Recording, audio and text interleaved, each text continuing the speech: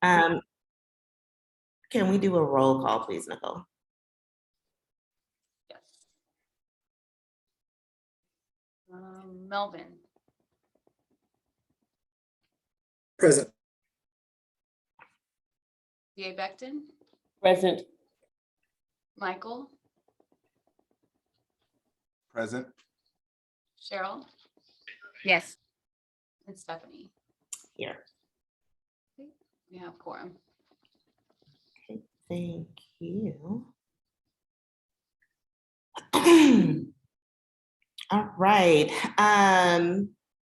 We'll go ahead. I don't think there's anybody from the public here, but I will just open it up for public comment on anything that is not on the agenda.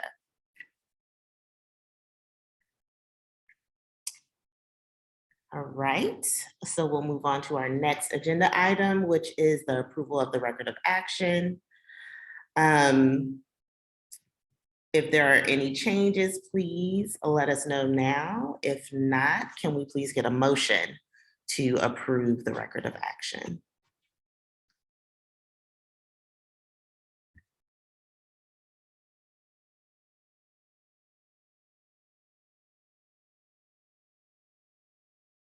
Is there a motion to approve the record of action from anyone? I move that we approve.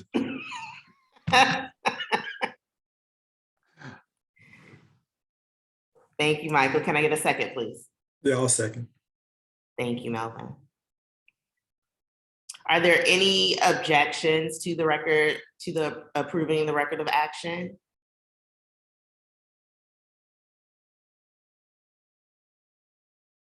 Hearing none, we can just move on, correct, Nicole? Or do we have to do a roll call? We have to do a roll call? Yes, we'll do a roll call vote. Okay. Okay. 1 second here. Melvin. Yes. D.A. Becton. I don't believe I was present, so I'll abstain. Misha.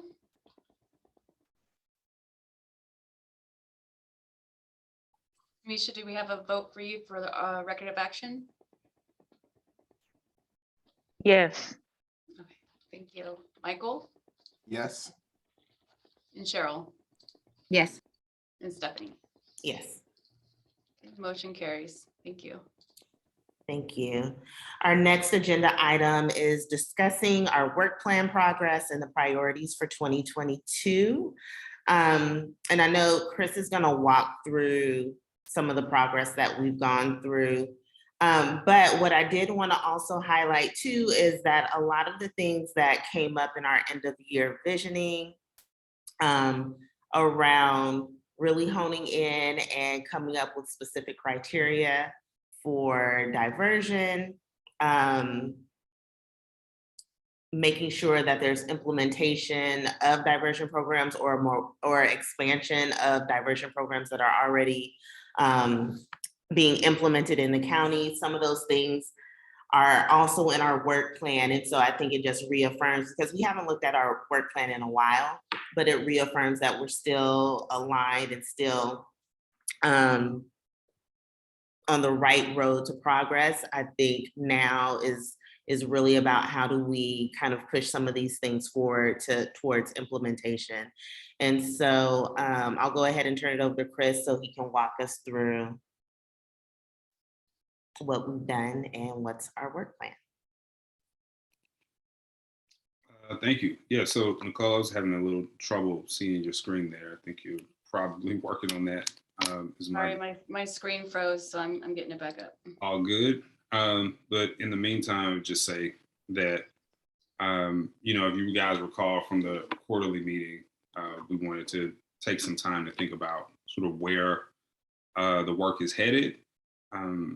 And I think, while a lot of activity has been done, while there's some progress that has been made on these work plan items, recall that the recommendations, right, that we built into this work plan, they're difficult to say the least, to sort of measure and in some cases to accomplish within a short period of time. And so wanting to feel like we're developing some momentum and building toward, a success or a goal or win that everyone can identify and actually strategize toward is important. And that's why we kind of want to look at this again. I would also point out that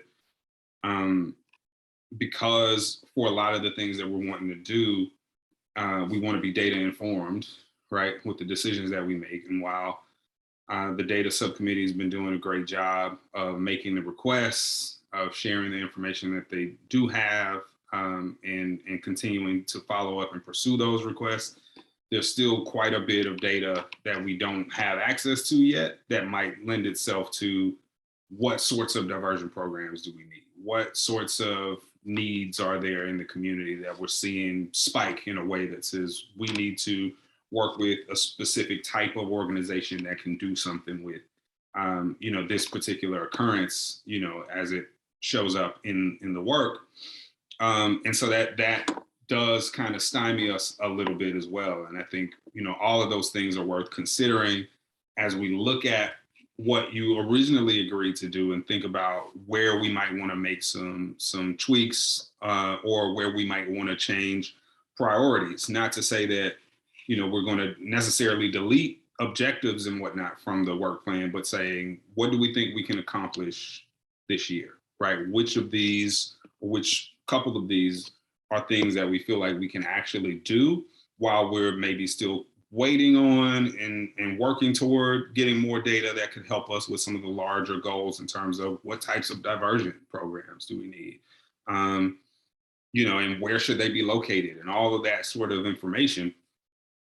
I do think there are things here that, would require less of a lift to be able to get done, but definitely want to have a conversation with you all, right? As opposed to me pointing you in any direction. I have some feedback, I can offer it, down the line, but wanting to have a discussion here. And it's fine with me. I mean, I know we have other things on the agenda, but I put this on the agenda when we talked about it at the quarterly meeting, realizing that this may take all of the time, right? I think it's perfectly fine if for the next couple hours or hour and a half, we're talking specifically about this because we want you guys to be able to build and coordinate toward, some real tangible, if at all possible, objectives and accomplishments, right? So when we get to the end of next year, we can look back and say, these are the things that we did. And it's less of a question, right? What did we do? What did we accomplish? What has happened? And it's like, oh, wow, we did X, Y, and Z. We can mark those things off and we can move towards some of these bigger items. So obviously, objective 1 was form a committee for diversion. We did that. Objective 2 still ongoing, developing the separate recommendations for adult and youth populations. We've done a lot of work here, right? While we're not at the point that we're ready to finalize and move forward some recommendations, that review of existing county diversion programs and policies, we've been doing that, right? It took a long time to even get an updated list of all of the programs. And then once we got that list, to bring some of those folks in to speak to you guys so that we all can get a sense of what's going on in the county. And, just moving this forward with trying to make recommendations without having a sense of where the need is part of the reason that I think, this hasn't moved quite as quickly as we might want. We also talked quite some time ago about some best practices around diversion programs, which may even be something we need to revisit, right? And some, brief examples of programs in other jurisdictions, right? Which, you might want to try to replicate or at least implement in some way within Contra Costa County. But again, if you don't have information to say this is a need or this is a gap, then it's going to be a little bit difficult to move forward with confidence there. So that's a little bit about objective 2. Objective 3 sort of goes hand in hand with 2. It's strive to ensure the broadest possible pool of eligible participants in diversion. So that includes a formal request for data from county agencies which administer programs, which is something we haven't done yet. But definitely something to pursue in the future, maybe to coordinate with the data subcommittee about. Regular review. Chris. Yep. Real quick, because that's actually what I was gonna ask, was that something that the data committee has talked about or has requested data for? Have they only requested data for like arrests and things like that? Yeah, I mean, I think so. The data requests up to this point have been to either law enforcement or folks who have direct contact with law enforcement. So like the mayor's conference, the point of that presentation was, could you please instruct your police chiefs in your towns to share this information with us, kind of thing, right? Police Chiefs Association, same sort of thing. And then there was the request made to the DA's office. Those are really the requests that we have so far. And I mean, when they did the Police Chiefs Association, obviously the sheriff's office is there, and that's how the sheriff's office has been, cooperating with us to some degree as well. So this has not happened, and I think the impetus for it would be this subcommittee or a representative from the subcommittee or myself saying to the data subcommittee, this is something that we want to, to make a request for. And hearing whatever feedback they have about doing that. I say it that way because it's like, obviously we don't want to step on the data subcommittee's toes, and that's kind of what they do. But I also don't think, that if it's going to be a big lift or it's going to take, just an additional amount of time, which I don't see either of those things being the case, but I don't see that there's a reason why you need to wait for a long period of time to coordinate that if that's something that this subcommittee wanted. But so far, long answer to your question, so far, the requests have been mainly to law enforcement and the DA's office. Mhm. I mean, I guess that's one thing for us to think about too, as even though we do have the data committee, I know that they've been doing a lot of work, getting this other data. And I'm sure, it's been a lot trying to get that data. And so is that something that folks on this committee would want to undertake? And I guess I'm just kind of asking to see what other people are thinking. Yeah, the only thing I would, throw in is number one, that I think the data subcommittee at this point has some bit of experience and even warm in terms of like a letter or something like that if they were going to send it. And so those aspects of it might go a lot quicker. It would just require some coordination, right? Them hearing either from me or from, say a subcommittee chair or representative directly, like what it is that we want, as well as I think because of the asks that we've made in the past and the folks that we've had present here, we would be able, or should be, I would think, able to provide contact information for who these things should even go to, so that, if they're going to make the request, they at least know where it's going and who to address these things to as well. Okay.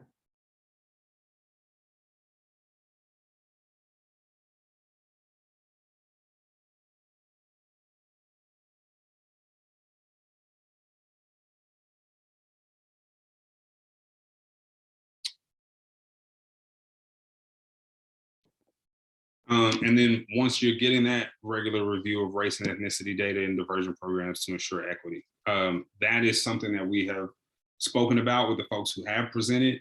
I only recall one person not maybe necessarily having data that she was ready to share, but being able to at least kind of almost off the top of her head tell us who was in the program by race and ethnicities, this many of this many of that.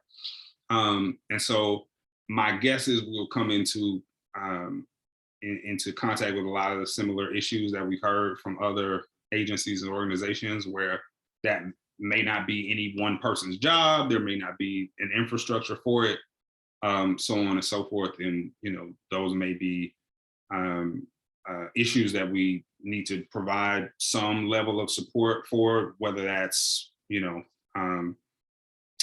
formal requests or help with formal requests for, those things to develop or to be funded, or to the extent that folks have the ability to help shape what the Office of Racial Equity and Social Justice does, right? And to the extent that that is supposed to encompass some of this data lift, making sure that, it's not just law enforcement who we've heard from the most on this issue so far, but also specific diversion programs, so that you have that same level of information.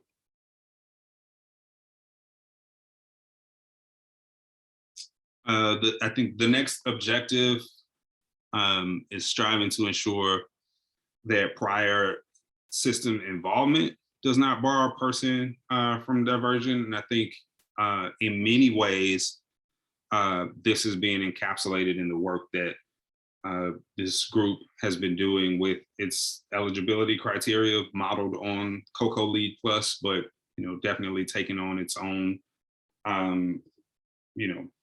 sort of progress and development.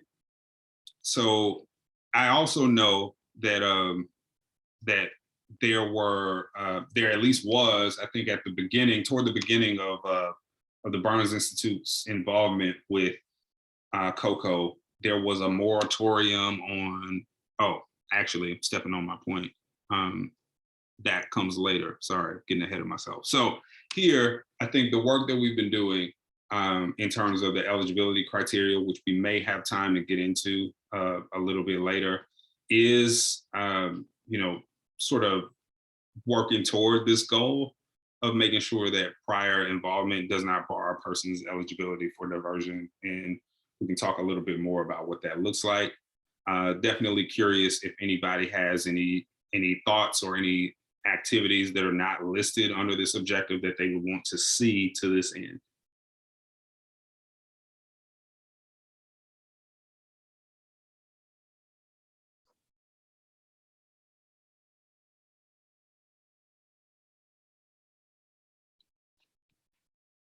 Okay, well, in the meantime, I will move on to objective 5.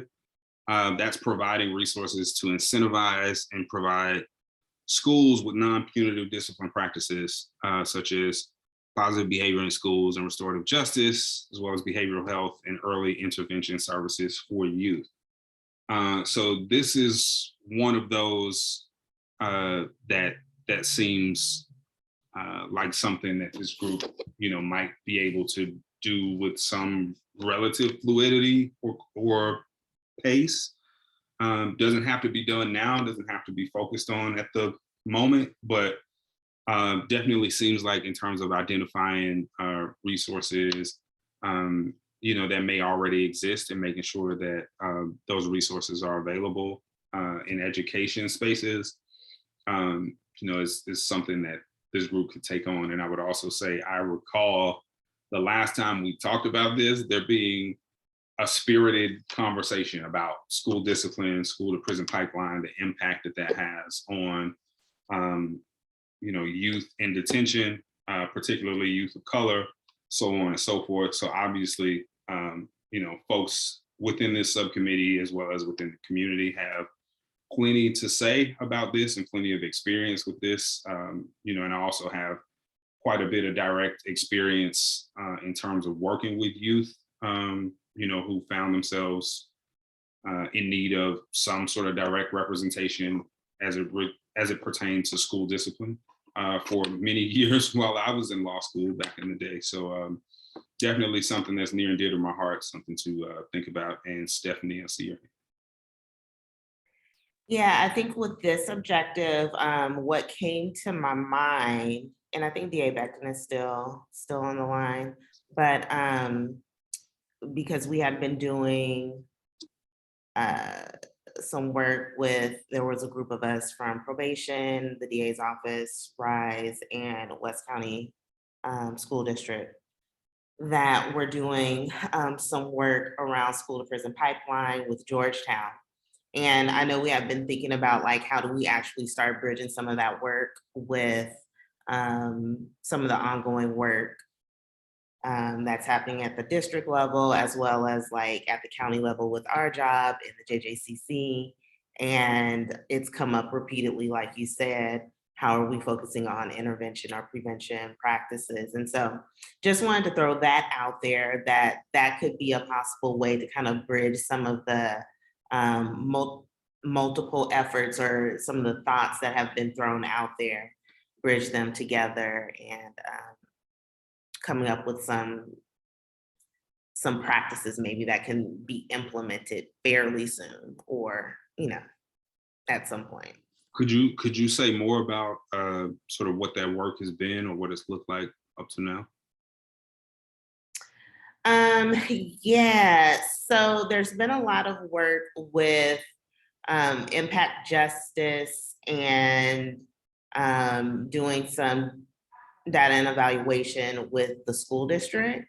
A lot of the focus was on what do suspensions, expulsions look like? What is it looking like for young people to be arrested, or calls to law enforcement, what that's looking like at the schools. Some of it kind of paused a bit because the pandemic happened. But I think they're starting to pick some things back up, and Dinah could probably maybe give a little bit more detail than I can. But I'm just thinking about, you know, one of the things that we said in our end of year visioning was also who needs to be in the room. And so thinking about LaShante, I believe she's on the full body now. And so that may be a space, this could be a space where we want to bring her into some of the diversion conversation as well. Mhm. I think that's an excellent suggestion because, and thanks, that was a good overview. We had a team, I want to say now back as far as 2018. Yeah, it was. Oh boy, from the county. So with not only the DA's office, but also probation, public defender, law enforcement. We had a police chief with us, as well as LaShante and Stephanie.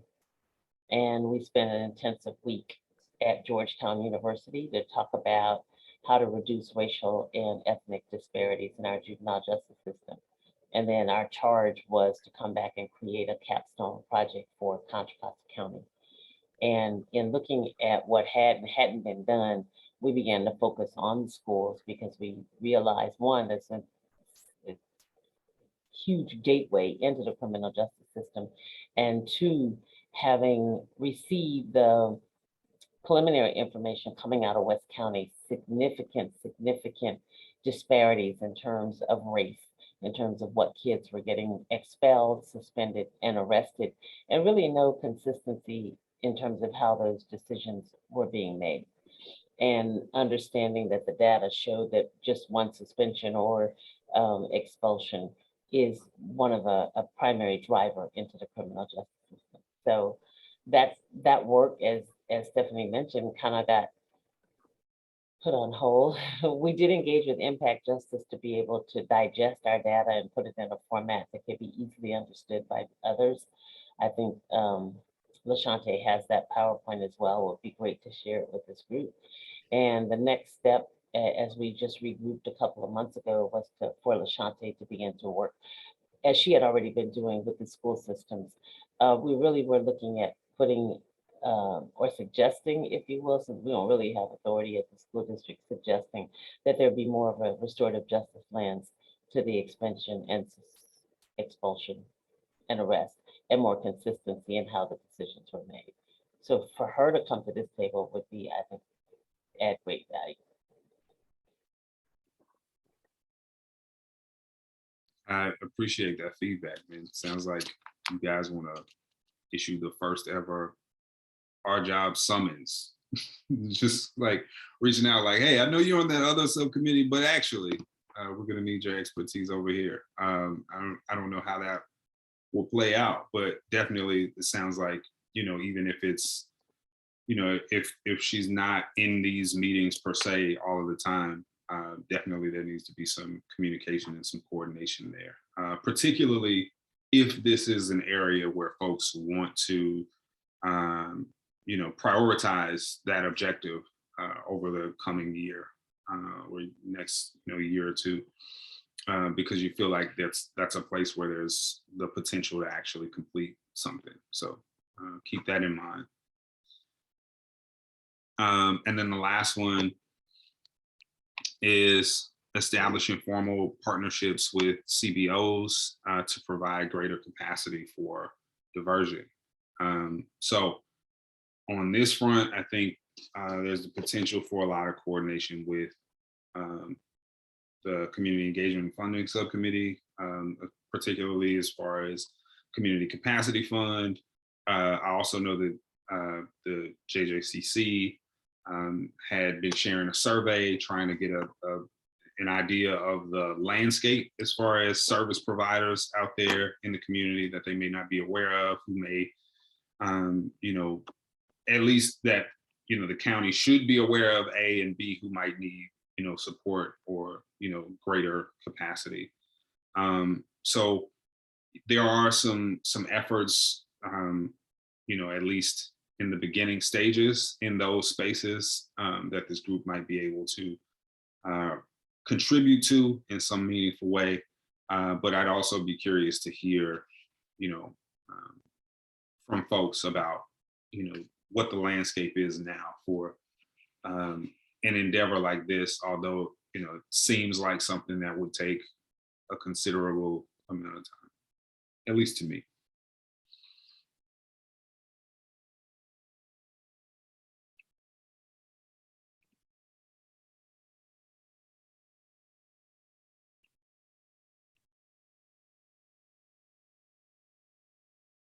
All right, that concludes my walkthrough of this, right? The point is to have some discussion and to try to get a sense of, if there are one or two of these that we really want to focus on for the upcoming year. Obviously, there's some work that's been done on the eligibility criteria front that is going towards the recommend. So we have two recommendations, maybe more, probably more like three, right, that are kind of being worked on simultaneously, right? Objective 2, developing separate recommendations for adult and youth population. Objective 3, striving to ensure the broadest possible pool. And the objective about ensuring that prior system involvement does not bar one for participation. Those are kind of all being housed within the recommendations and eligibility criteria that are currently in working draft form, right, that we've been looking at for months. I think a lot of that still is going to require some information that we're talking about how to get or how to begin requesting, right, but it's still going to take some time. So the question is, how much do you want to prioritize that sort of effort this year versus, some of the other things that we listed, or what thoughts do you have about how this work plan is currently structured, if it needs to change, if you feel like, we've covered the ground that we should, particularly as the recommendations are concerned, which is, sort of what this is based on, but what sort of additional activities should be here, or if some of these things should be sort of reimagined even. So I'm, as I said, when we were building this work plan, this was not language I was married to. It was all stuff that I brought to you all to see what you thought and how to change it. And we did our wordsmithing and edits and revisions and got to a place that we all were comfortable with at the time. But, given what we've been doing over the last couple of years, it's come time to revisit these things, and revisiting them might mean they need to look different, right? Might mean that they need to be updated, that certain items need to be fleshed out further, or something like that. So definitely hoping, right, to get some feedback from all of you about how we best move this work plan forward and what items we can prioritize.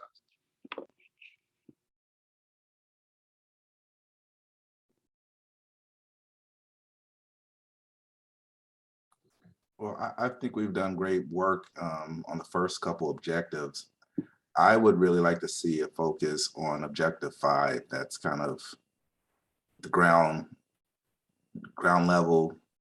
You know,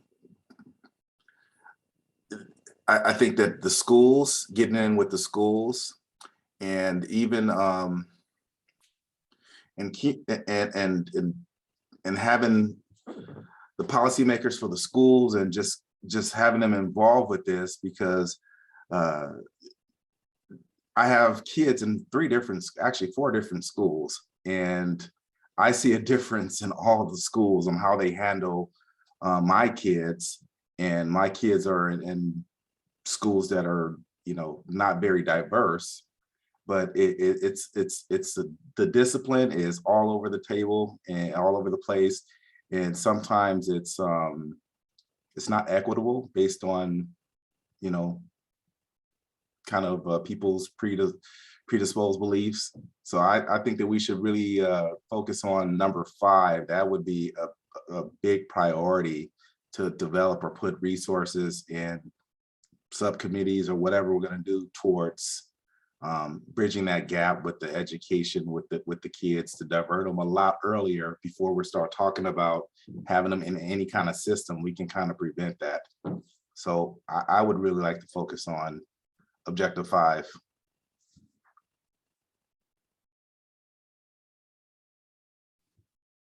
Beautiful. Any other thoughts about any of these objectives? And in the meantime, while we're waiting, I would ask if folks are aware of organizations, especially community-based organizations, that already do work or have the capacity to do work, good work in schools around some of these issues, and if we should be reaching out to work with them to get any direct feedback from them about what, you know, objective 5 should sort of look like, as well as conversations with school officials about school needs.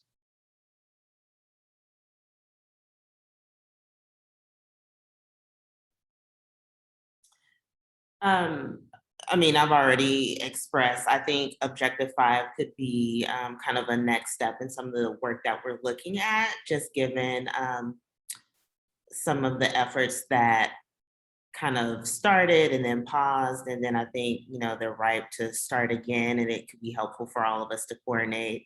I think we have some really good things that are already in the works that will be continuing. And so 5 would be, I think, a good step for us to move forward in, along with our other practices. I think as far as organizations doing work, what's coming to mind for me, I think possibly Youth Services Bureau, Catholic Charities.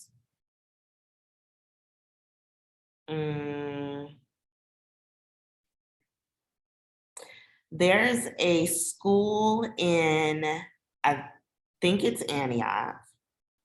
I can't remember if it's Antioch or Pittsburgh, but when the county was doing the Youth Justice Initiative, YJI, this particular school started doing, they were part of that program as well. And we're doing a whole kind of restorative justice process that they did with the whole school, not just the young people, but also all of their staff, and training them in trauma-informed practices, restorative justice, and some other things. And it really seemed like the program was going well. So I would be curious, I can find out the name of the school, and it was a middle school. But I would be curious to hear, like, how is that program going? How have their suspensions and expulsions been reduced? Just to see how they are as a model. Did you say if there was a specific organization they were working with to build that program, or was it mainly through the Youth Justice Initiative? They did have an organization train them. It wasn't a California organization. I'll have to look back in my notes from a long, long time ago to get all that information, but I can get it for you. Okay. Still got it. All right. Well,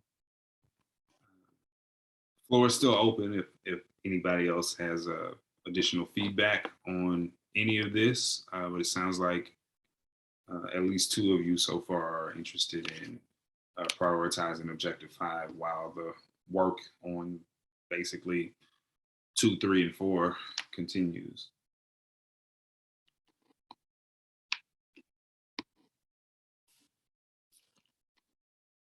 And that if that is the case, what we might want to do is look at eligibility criteria and recommendations on a recurring basis, but maybe not every meeting, so that we're able to focus the majority of time and effort on Objective 5 once we have a sense of what the next steps should be and how to pivot in that way. That doesn't mean that, again, that this work will stop. It just means that we may bring it up every other meeting to discuss when there's been some movement and some significant updates somewhere around there. And I'm also open to how folks may feel about the idea of structuring our meetings that way.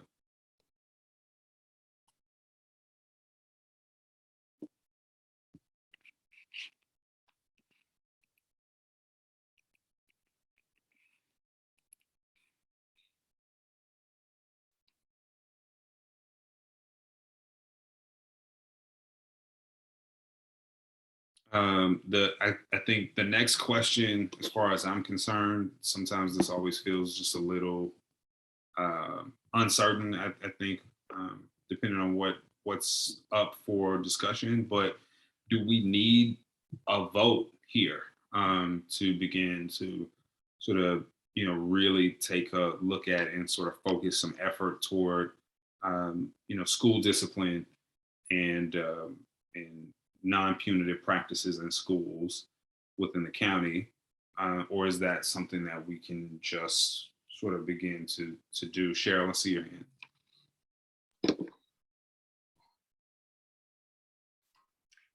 I'm just thinking, and I'm gonna say something, but I'm kind of thinking it out loud, especially number 5.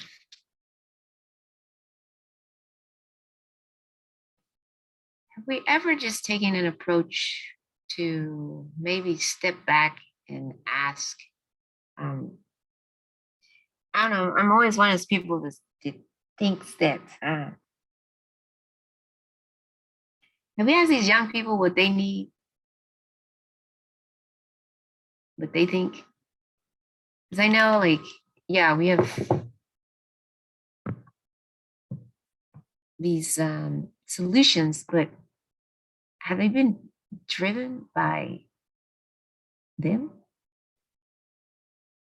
Or are these solutions that we're imposing based on what we, and when I say we, I mean like academia and research has shown works, but it's not really working because it's working from a system that's not really geared from, that's geared from this criminal legal system that was not designed to work. So the research can be skewed anywhere you want to. So have we actually taken steps back from, say, Ms. Stephanie, your program? There's there's aspects of your program where the young people themselves have done the work. The young people themselves have given input on what they believe makes them healthy and whole. So why can't we use that kind of research and that kind of lens to effect these type of diversion programs? To say, this is what they believe has worked for them, so why can't we use that to use these grants and trainings to say, in hindsight, if I had had this, that would have helped me. So why can't we use that on a forward-thinking basis instead of a rearview mirror basis? I'm just always interested in, instead of restorative justice, why not forward-thinking? I think the most helpful things I've ever seen is my children always went to Boys and Girls Clubs. I went to Boys and Girls Clubs in the Midwest anyway. And the best thing you can do is go back when you're older and talk to the children who are coming through. We're like, I don't want to be here. And you tell them how helpful it was for you. So if we ever use that kind of approach so that the young people themselves speak from a peer level, rather than adults imposing what we think should and could work, but it doesn't. As I said, I'm talking this out through my head as I'm kind of trying to find some other way of looking at this, because it always still feels punitive to me. Restorative justice is really not restorative, because you're still getting people to say something is wrong with them inherently. And so do they feel whole and healthy at the end?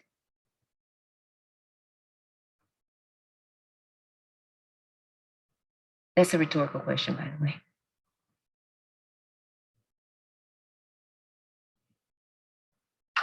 Just wondering out loud.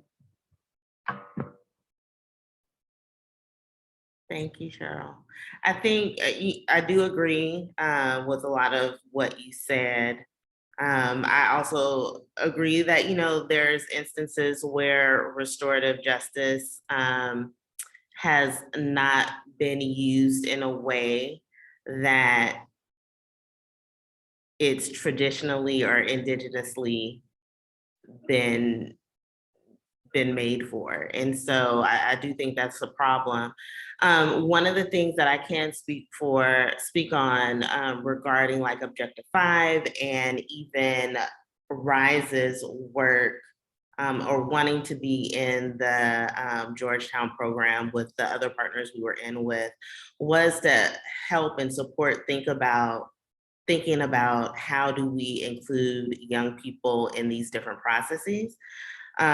Which, because of everything that just kind of went on in the world, we were not able to carry out some of those things. I know one of the things that's been coming up even before the pandemic, and I think even more so, a lot of our young people are more active in how they think things should be at the schools, especially around discipline. And this is just Rise young people or closely affiliated young people with Rise, but school discipline is still a huge issue. How relationships with adults in the system is still a huge issue. And so I do think that whatever we do, we need to build in a process where we're receiving direct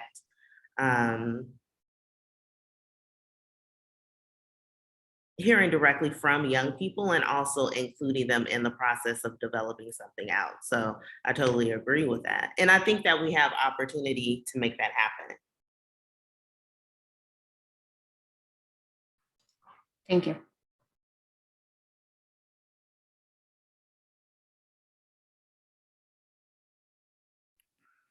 Yeah, I appreciate all of that feedback, and I think probably part of what we want to do here in terms of this particular objective is develop or use an existing process for developing youth-based focus groups or something like that to get some of that direct feedback. I've done some work in a school in San Jose where we went in and talked directly to young people, you know, just kicked the teachers out basically. You know, obviously now I'm not a peer, right? So while we were able to get pretty candid, we had a process for establishing that level of rapport. Certainly, you know, you can get even more candor if there is a way to bring youth to sort of facilitate a process like that and bring the information back to us. But definitely, however it's done, the significant work to build rapport and to build trust and for everyone to be clear that nothing that they say is going to be attributed to them and that they're not going to be retaliated against for the things that they say is going to be extremely important. The other thing that I would add is, you know, with restorative justice, I think it's really important to point out that I think when we think about restorative justice, a lot of times, probably not everyone on this particular call, but I think in the grand scheme, a lot of times we sort of reduce restorative justice to its hallmark, right? And the hallmark is kind of a circle, right? The talking circle. It's like, oh, we're going to sit in a circle and talk. That's what restorative justice is. And restorative justice processes are much deeper than that and usually require understanding who within the community, even the person who might have caused some harm, like who they trust, and reaching out to those folks and having those people to be there with them, not because they're here to say that something's wrong with you, but because that person's there to say that, you know, I know you, I believe in you, maybe something happened that, you know, was disappointing to hear about, but I know who you are and I believe that you are not defined by that one moment. And I stand with you right now as we go through this process, right? And I think those are things that require a lot of research, a lot of feedback, a lot of coordination to get all of those folks there, but it's important. And that's just one aspect, right, that goes beyond just we're going to come sit in a circle. There are many others, particularly as far as the development of the agreement for what happens next, right? How you atone, how you make the person or the community or the space whole after whatever was done. And all of those things require a lot of intentionality and a lot of attention to detail, you know, to be done well and in ways that can be effective. So part of what I heard is, I think, a need to make sure that it's the right group. So Stephanie mentioned, you know, that this is, you know, originally an indigenous, you know, like you want to make sure that you have the right folks with the right context, with the right history, and even identity, a part of this process to make sure that it does actually what it's designed to do, because otherwise it could definitely cause more harm. And that's about just being intentional about who is involved with that process and how they show up.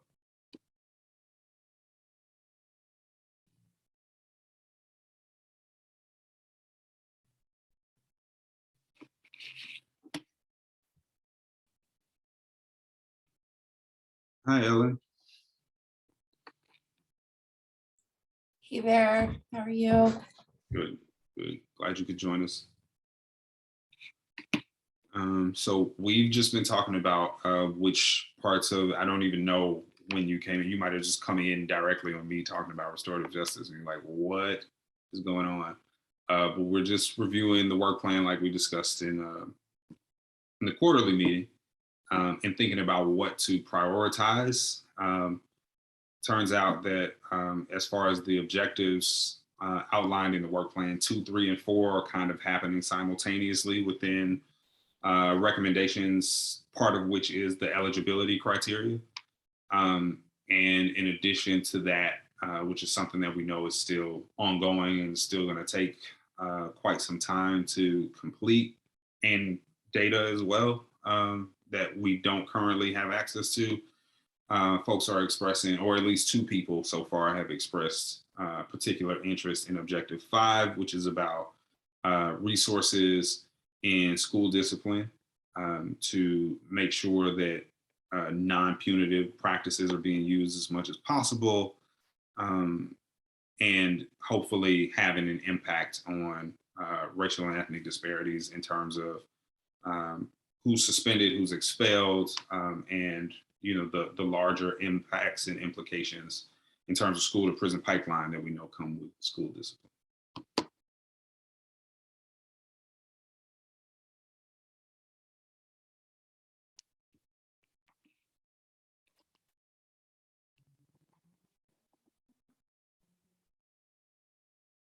And if there's no other feedback about this particular item, then maybe we can take some time to go through some of that eligibility criteria, which is the next thing on the agenda, I believe, and just show you guys where we are. There's some outstanding work yet to be done, but also there's been some significant feedback from the smaller groups that we want to bring to this group to see if there's any feedback in terms of eligibility criteria. And we can talk more about that once we make sure that everyone's okay with moving forward.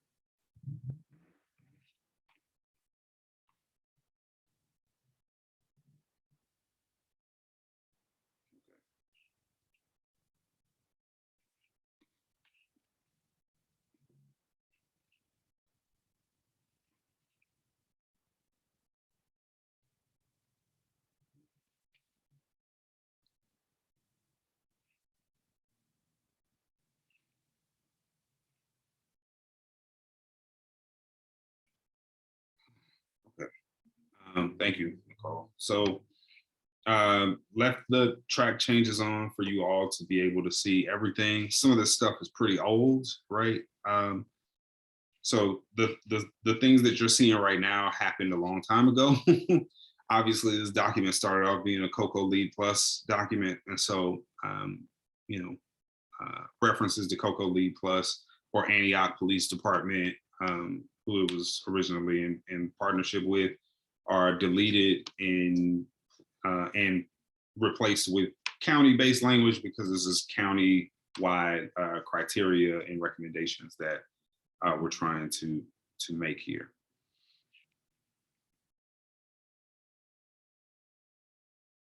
Yeah, and you'll see more of that, I think, until we get down to where we are now. So the way that this conversation went, I want to thank Ellen and Tamisha and Simon and Michael for expressing interest in helping to think about what sorts of offenses should be eligible versus not, what sorts of offenses should be eligible upon review and discretion, and which ones should just be accepted. Because that was so many folks, we would have run into quorum issues had we not broken those groups up into separate meeting spaces to sort of discuss these things. And so that's how we proceeded up to this point. So one of the things that came up, I think it was Simon who was bringing up that, in terms of what's excluded. So 2 things. In terms of what the exclusionary criteria are, right? Or which offense types, should potentially be excluded from the process altogether. When you see felony assault with great bodily injury or assault with a deadly weapon, Simon mentioned that perhaps there are other violent felonies that might be missing here, or that he might want to see, represented within this list. The other thing that Simon mentioned that I think is worth noting was that it might be easier to define offenses which should be excluded or which the DA's office would, request be excluded versus a long laundry list of offense types that would be included, because you might miss one. And if you're trying to list out everyone that's going to be included, you might miss some. And then someone with that particular charge may not be eligible, not because they were intended to be ineligible, but because we left something off of the list. And so I'll be following up with Simon to get a sense of what that list could look like. And I'm curious if folks have questions or feedback or ideas about taking the approach of, here are the offense types that we may want to, or that we believe should be excluded from diversion. And if it's not listed here, then it should be considered eligible, barring, of course, the ones that are specifically eligible by review and discretion.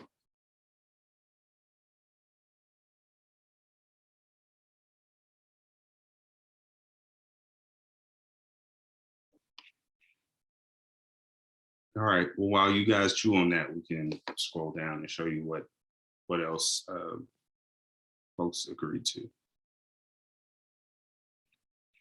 So earlier on, I think it was proposed to the group to strike through prior convictions on exclusionary offenses more than 5 years before. And so that a review wouldn't be necessary. Like if it's something that is 5 years or older that happened, that you would still be potentially eligible for a diversion program.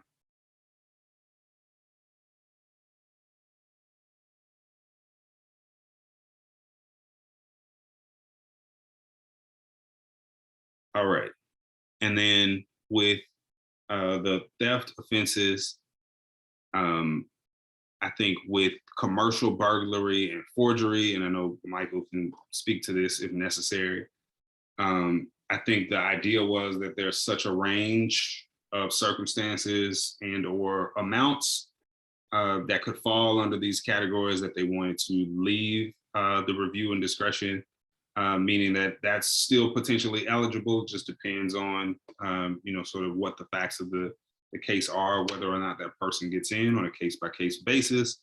But the rest of these, right, the rest of these offenses, everyone seemed to be in agreement that there didn't need to be review and discretion for bad checks and petty theft and, these types of offenses to be diverted.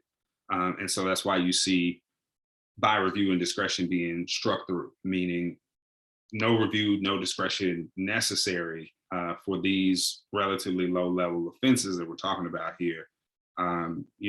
These should just be eligible for diversion.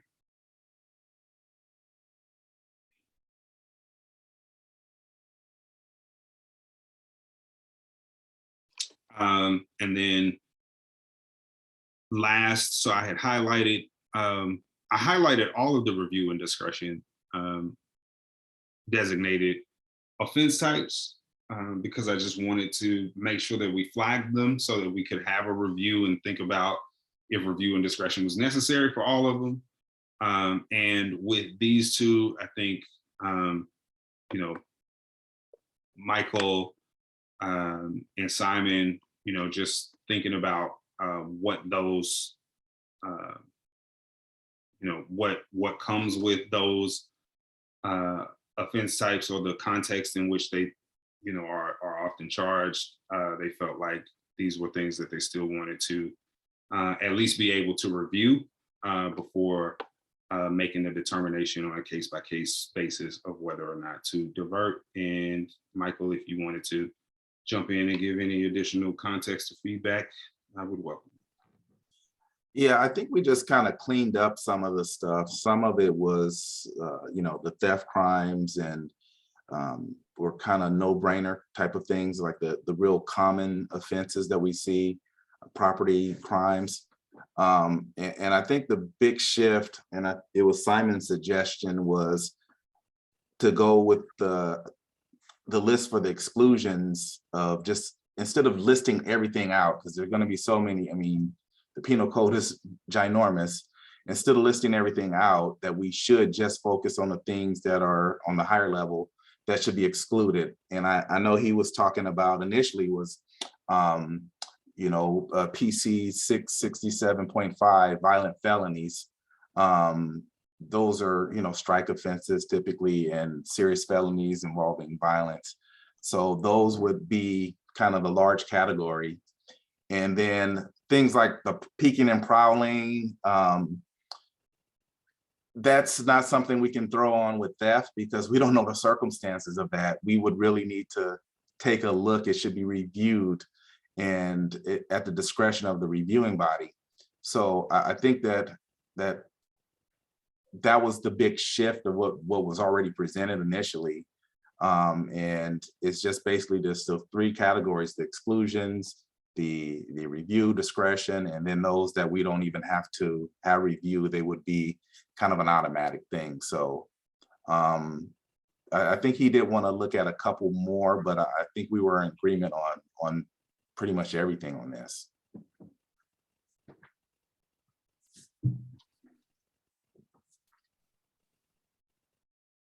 I do like the idea of being able to look at a list of exclusions, which would be a shorter list, just so we could kind of see, well, what exactly is being excluded.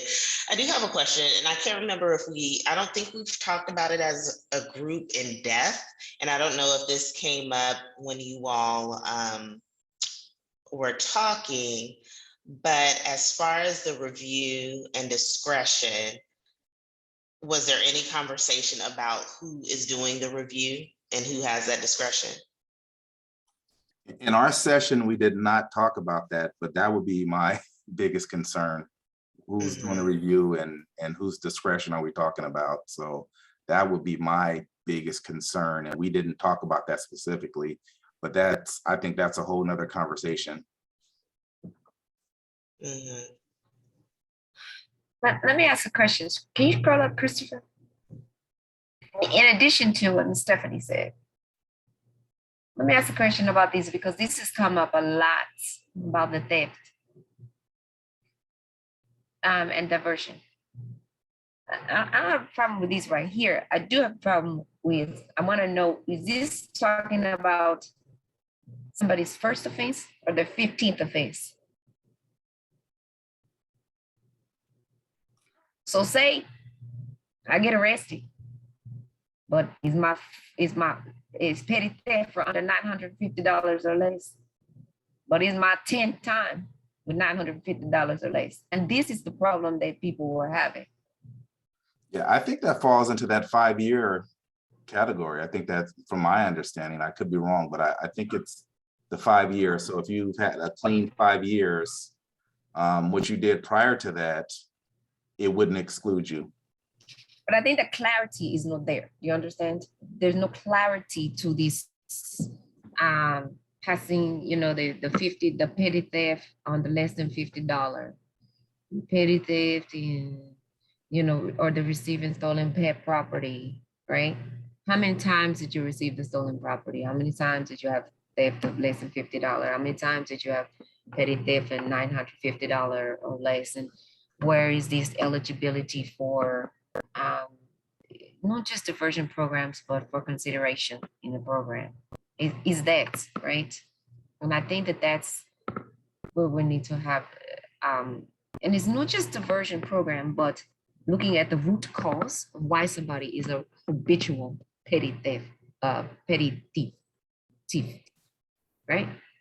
Why are you habitually doing this kind of crime? And is there some other program besides this diversion program? Because diversion program is not helping you if you continually stealing at this level. This is not the program. There may be something else. Now, I don't believe in putting somebody in prison for 25 years, 5 years, or whatever for $950. But I do believe that there's something else. There's got to be some other solution.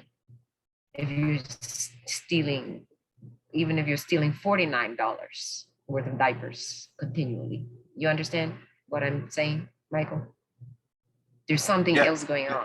And I agree with you. I think that we never discussed an alternative to diversion or a different type of diversion. And I think that habitual criminals, you know, there is a root cause, and it's something we should maybe allocate some resources and some time into developing and looking into, because why is this happening over and over again? And I've represented tons and hundreds of these people who are just in and out, and just that time I think that they got it, and I got them a good, you know, sentence, and they're going to get out of here and they're going to turn their life around, and then, you know, next month they're right back in there again, and it breaks my heart. So unfortunately, there's not a lot of resources, or there's not a lot of programs out there. Maybe this is our opportunity to create something for habitual criminals, because I don't believe everybody is just fundamentally bad. I believe there are some people that are at the core that we can't do anything for. And there's a whole nother group that, whether it's, typically I see a lot of it with theft, and it's usually related to drugs. It's usually related to someone who has a drug issue, an addiction that they can't get over. It's not just because they like to steal, it's because they have a habit they need to support. So I think it could be an opportunity for us to create something that's a little different, that may not exist right now, or maybe it does exist somewhere else, where we're tackling the habitual crimes and repeat offenders. And I'm sure we could if we could crack that nut, I think we could take a lot of stress off our system, because it is riddled with the people. Next month you get them off, next month they're right back in. And Right. so, And that's all I'm saying. I think we can think creatively about another way. Yes, an alternative to the alternative. Yeah. So, I like that. yeah. I would just add quickly a few things. So in terms of, say, potential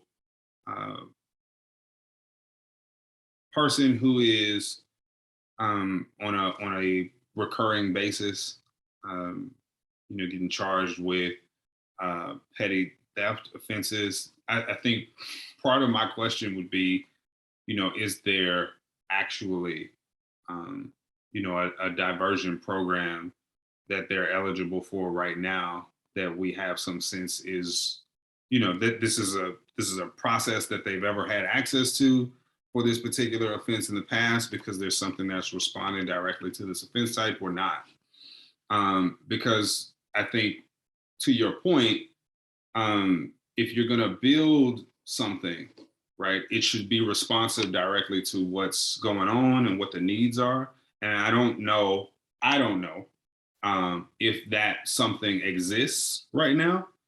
So if it doesn't exist, then even if you did see a person who, you know, has a history, right, when you have, remember, you have a recommendation, or a recommendation that's been built into your work plan that says, you know, you want to make sure that prior system involvement does not bar, then you need to think about, has this person had an opportunity to seek any sort of alternative or any sort of rehabilitation opportunities at all, whatever those might be, specifically for the needs associated with the offense type, before, you know, wanting to make determinations of, you know, does 3 to 5 prior, you know, occurrences bar a person or something like that. And I see Patrice's hand.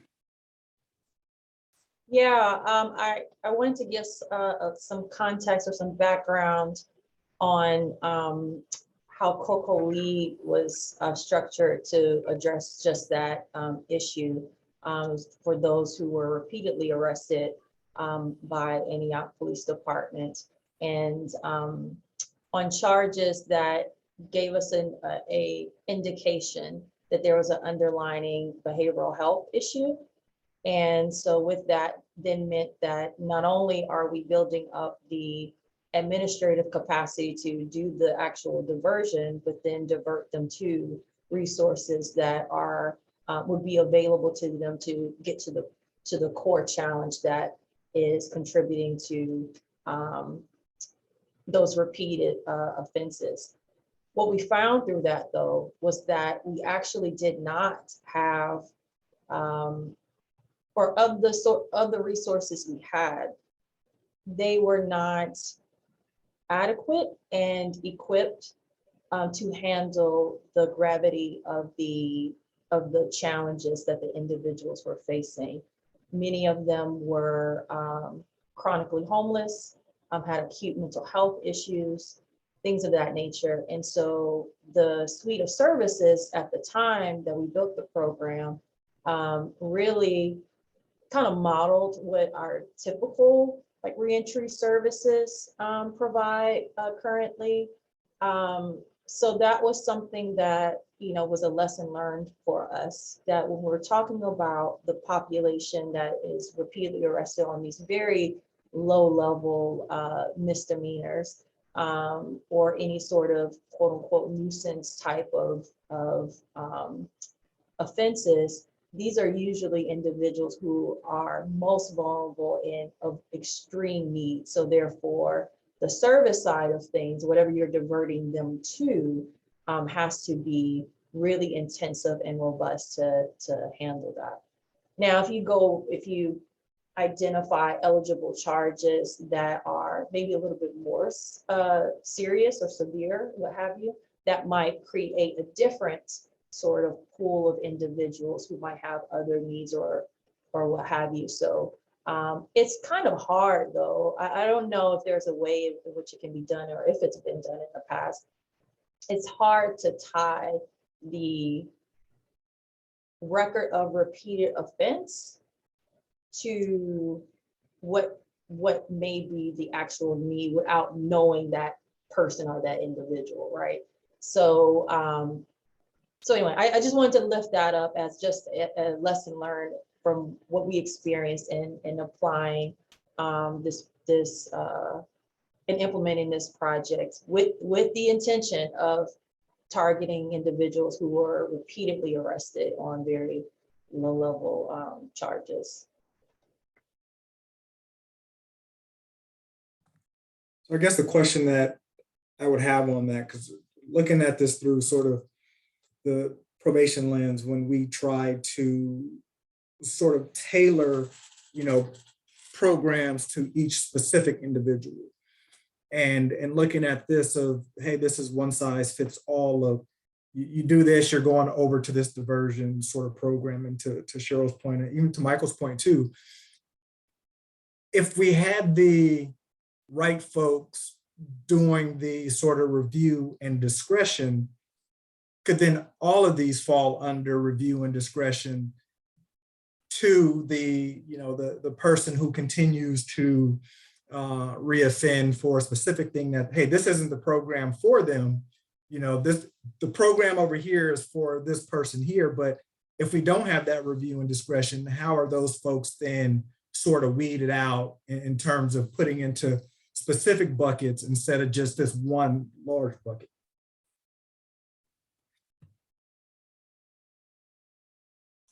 Yeah, I completely agree with Melvin and his thinking. And the other part, I think that's an issue, is that when you start to talk about these buckets, one, you may have the addiction bucket right here, people who are addicted to substances and alcohol and drugs, whatever. And then you have this mental health bucket. That's a whole nother ball game that's not being addressed at all. That's so sad. And then you have that one that's a combination of the both, and the amount of resources that it would take to kind of divide us all up and get the people to the appropriate program, it would be enormous. Not to say we should never try to undertake this. We definitely should try to undertake it, because I think that if we can come up with ways to address this, you know, the causes of these things, the strain and the stress we can take off the resources that's allocated to enforcement and to jails and penitentiary and to district attorneys and public defenders and defense attorneys and all that could greatly be reduced. So I think it's worth an effort, but there's going to be challenges with the buckets that we're looking in all the categories. Oh, absolutely, because one of the challenges too is, what do you address first? Do you address the substance abuse first, or do you address the mental health? Do you address the homelessness? Because they're all intertwined, with it. I just, like I said, just putting everyone in just one bucket of saying, okay, here's your crime, you're going over here to this diversion program.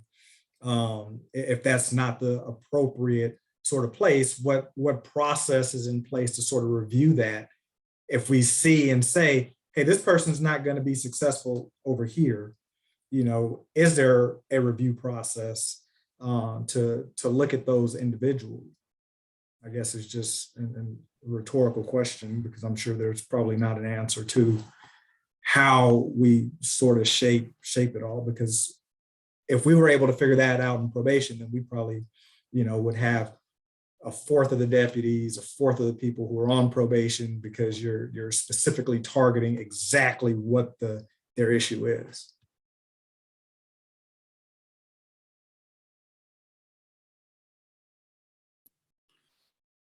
So I think these are good questions. I think one of the things that I would bring up, and that I hear myself saying a lot in a number of jurisdictions, when it comes to things like this, is there is a need for the information about the programs that you have. So there are two needs. Number one, you need a robust set or a robust offering of different program types to respond to different needs. If we're talking about a person who is sort of finds themselves in the system because of poverty or lack, or attempting to survive, right? Maybe that person, as part of the program, some of that programming should be about what resources exist in this county and how can you access them, and what are their hours and where are they located and who should you talk to and how, among the various other components of that, right? So you ideally want to be able to develop a robust offering of programs that respond to the various different needs, and that should be data informed, right? How many people are coming into your system for X? Well, then we need a program for that, because it's a sizable amount, versus Y, need a program for that because that's also a sizable amount. And then after you've started to do that, in terms of how you determine which program folks should be going to, I think part of what you've got to do, and this is the part that I'm saying often, is so meetings like this, and rightfully so, we tend to have folks who are, relatively speaking, toward the top of the hierarchy of the agency or organization you represent. That's good, that's not a problem. But usually that means you're the folks who get this information about whatever programs are being developed or whatever programs may exist. And I think there needs to always be some coordination and development around making sure that every rank and file person in an agency that would have an impact on this not only is aware, but at some point gets a chance to potentially tour these spaces, these alternatives, talk to some of the people who work there, so that they actually have a sense that this works for this particular type of thing. I have a sense of who's there, what their programming is based on, what the theory is behind it, and I think this could actually work. And then when they're coming into contact with folks, and obviously you couldn't do that all at once, right? That would have to be something that we have an intention behind on a recurring and rotating basis. Then you have folks in the field who are doing the work, who have a sense of what's available to them, and who may have a sense of where to go for specific needs. I think that's probably going to be a large part of dealing with that issue of, well, how do we know that they're going to the right place, or how do we know that they're matched up to the right program? And also, I mean, I would guess that that if you are having a substance abuse issue, that we're not going to take you to and anger management, right? Obviously, there's going to be that level of understanding and appreciation for the different programs available. But more than that, I think it requires folks being able to have some level of experience, some level of knowledge, some level of interaction with some of these programs and services, to have an understanding of what's available to them and when they should best use one program versus another.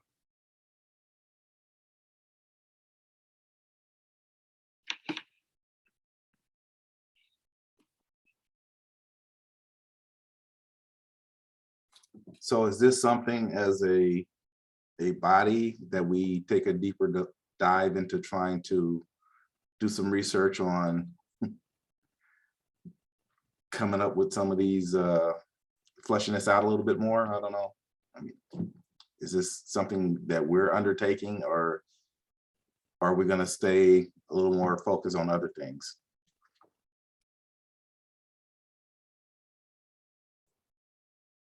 I think that's a great question. I was kind of wondering about that, and just to add a little larger context to some movement that maybe we will have in the county around diversion. Obviously, we had the Prop 47 grant that had COCO Lead Plus, and we're reviewing, kind of looking through and updating and using as a little bit of a guidepost some of the diversionary criteria. And that was through a Board of State and Community Corrections grant.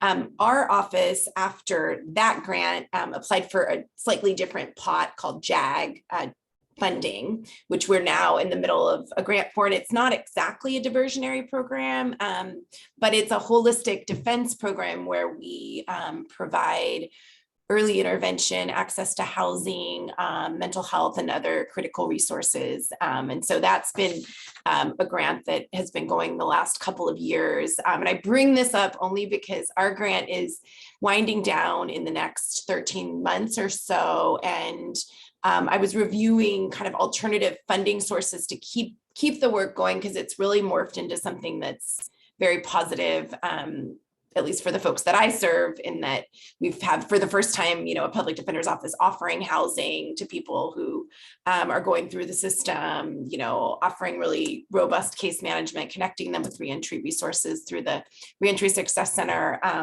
And in reviewing some of the grant opportunities from the state side, at least, to maybe move forward, the Prop 47 pot of funding caught my eye, which again is the program Patrice has been talking about, the COCO Lead Plus that Contra Costa was a recipient of.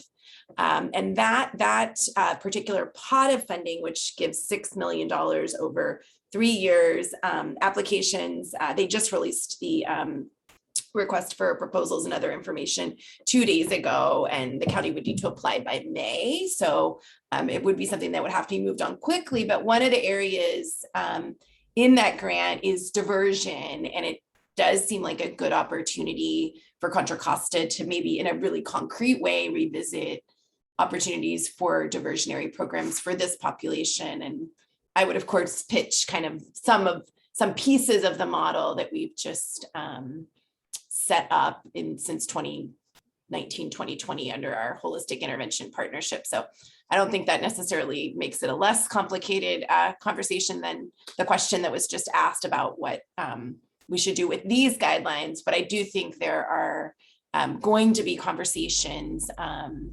hopefully relatively soon in the county, about ways to establish some new diversionary alternatives and programs, or at least apply for funding to do so.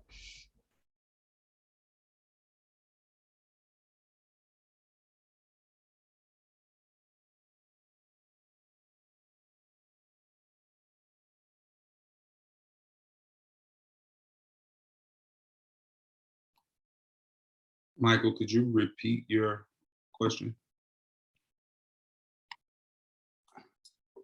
It was basically, is this something that this larger picture is something that we're going to be trying to tackle ourselves, or we stand focused on some of the smaller things or some of the things that we've been already working on?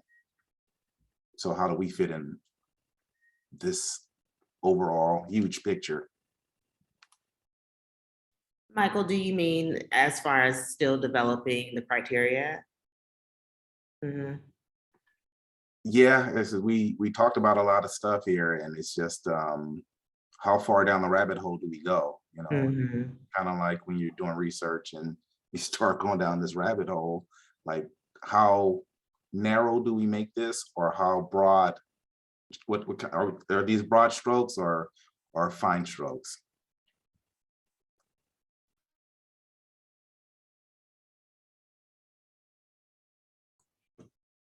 I think having some broader strokes is really helpful. I think one of the things that folks were saying earlier about, rather than having sort of listing every charge that's eligible, maybe making some recommendations around kind of the very limited set of circumstances where folks shouldn't get potentially diversion, you know, maybe those much more serious felonies, for example, those the 667.5s, the strikes under the 3 strikes law, something like that.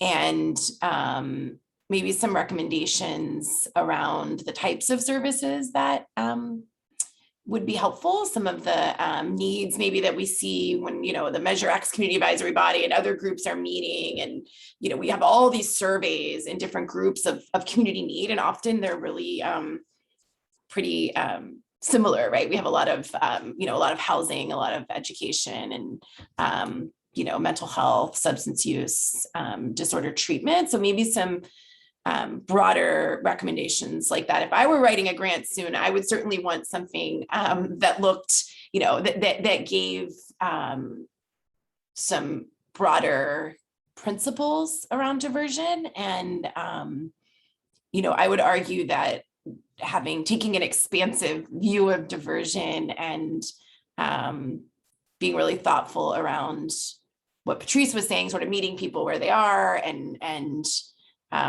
what Melvin was saying, you know, that, you know, do you customize too much? How do you really assess for needs and meet those needs? So maybe some of those pieces would be helpful to at least have some recommendations from this group that are big bucket recommendations to really push for some diversion. Yeah, I agree. And that's kind of what I imagined that this would be. I think we took the same approach when we were developing what the diversion definition is, and kind of creating some type of guidepost for organizations for the county to look at, and definitely still leaving it broad and open enough where people can adapt to whatever their program is, but at least kind of creating like this template of like, this is how it should look. And then, you know, you can add on. I mean, I think a lot of the things that are in some of the programs that we run are kind of meet some of the things that are in the diversion definition, but we may add on some extra things because we think that's, you know, important as far as our organization is concerned. But overall, there's kind of like this guideline that's in that definition that we adhere to.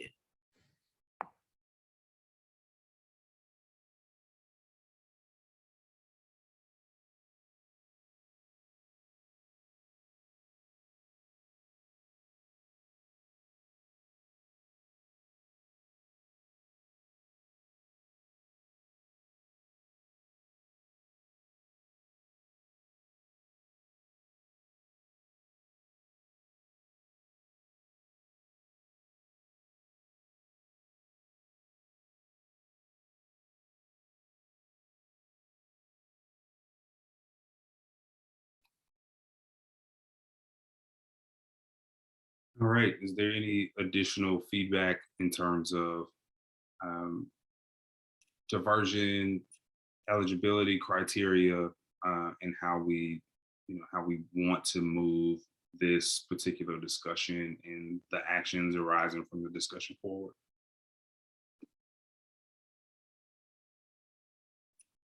I think we definitely should put on the agenda for I don't know, the subcommittee meetings or whatever is talking about who's going to do the discretion, who's the discretion. Yeah, that makes sense. I also think a big next step is going to be working with, I'm guessing, I mean, I know the DA Becton is here, but I don't know that she was necessarily aware that Simon was talking about, you know, either compiling or you know, just sending a pre-existing list of offenses that should be excluded, and sort of using that approach to defining eligibility for diversion. So I will definitely follow up with Simon on that as well, to try to get some sense of what that list entails, and also how we might want to structure this language so that it's clear, you know, that these are the things that are automatically excluded. Here are some things that, you know, by review and discretion could be included or excluded, and everything else, if it's not listed here, should be diverted, as well as sort of getting a sense, like Michael just said, of what discretion and review is going to look like and who's going to be responsible for it.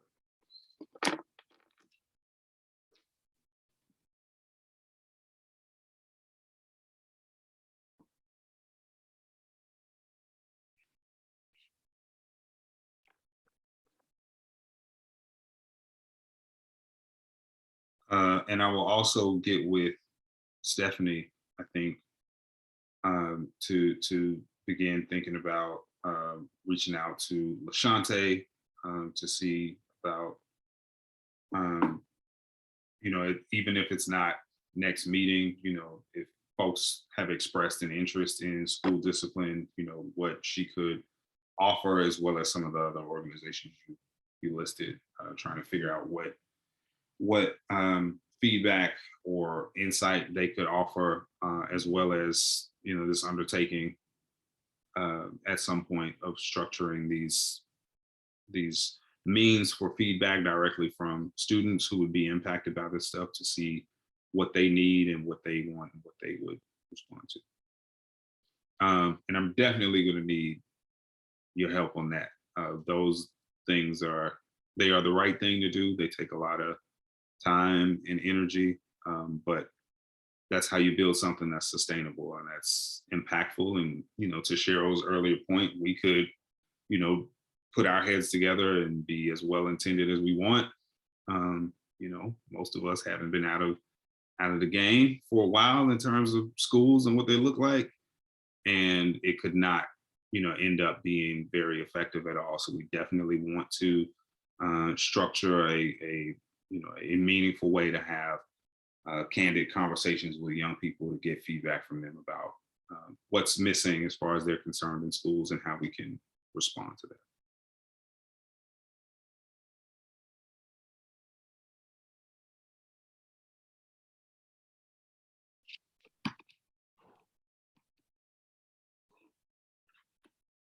Are you turning it back over to me? Sure. All right. I lost my